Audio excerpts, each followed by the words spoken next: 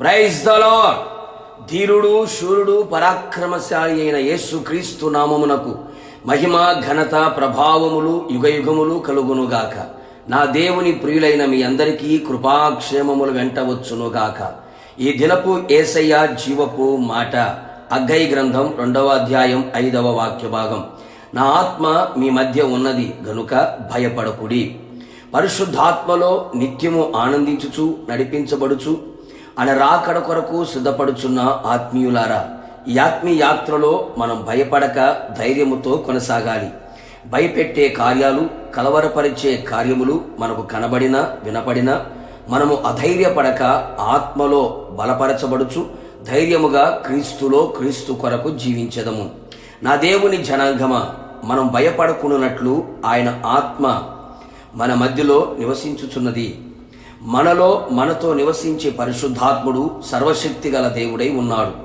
దేవుడు మనకు శక్తియు ప్రేమయు ఇంద్రియ నిగ్రహమును గల ఆత్మని ఇచ్చెను గాని పిరికితనము గల ఆత్మను ఇవ్వలేదు అని గ్రహించదము.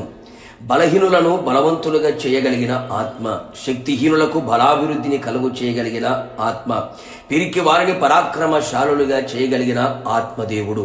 కావున నా దేవుని ప్రియులారా, మన మధ్యలో ఉన్న ఆత్మదేవుడు మన ఎదుట పర్వతము లాంటి సమస్యలను, ప్రతికూలమైన కార్యములను, జటిలమైన ప్రతి పరిస్థితులను కూడా చదును భూమిగా చేయగల సర్వశక్తిమంతుడు పరిశుద్ధాత్ముడు. నిశ్చయముగా నీ జీవితంలో అట్టి కార్యములు చేసి నీ ప్రాణమునకు నెమ్మదిని, నీ ఆత్మకు ధైర్యమును ఆయన పుట్టించును గనుక భయపడకుము.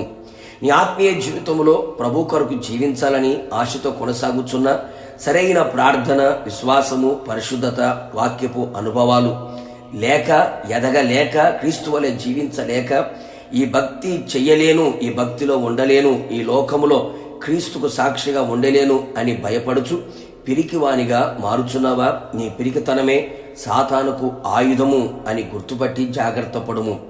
ప్రతి పరిస్థితులలో పరిశుద్ధాత్ముని నీ జీవితములోకి ఆహ్వానించి ఆయనకు ప్రథమ స్థానం ఇచ్చి ఆయన నడిపింపులో మనం నిలిచి ఆత్మ ఎల్లప్పుడూ మన మధ్యలో మనతో ఉండునట్లుగా ఆయనకు అనుకూలముగా జీవించిన ఎడల నిశ్చయముగా నీ ఆత్మీయ జీవితములో ఏ విషయమునకు కృంగిపోక ధైర్యముగా ఉండగలుగుదువు.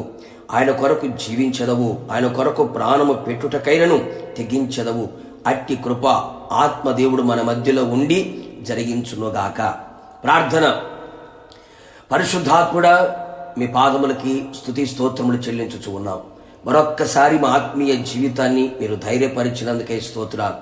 ఈ లోకములో మేము ఎలా జీవించాలో, ఏ విధంగా బ్రతకాలో, ఎలాంటి ఆత్మీయ అనుభవాలతో ముందు కొనసాగాలో, ఎక్కడా బలహీనులు కాకుండానట్లుగా, కలవరముకు అలాగే భయమునకు, ఆందోళనకి గురి కాకుండానట్లుగా మీ ఆత్మని మా మధ్యలో ఉంచారు. మాతో కూడా ఉంచారు. భయపడకుడి అని మీరు సెలవిచ్చారు తండ్రి, మీకు స్తోత్రాలు.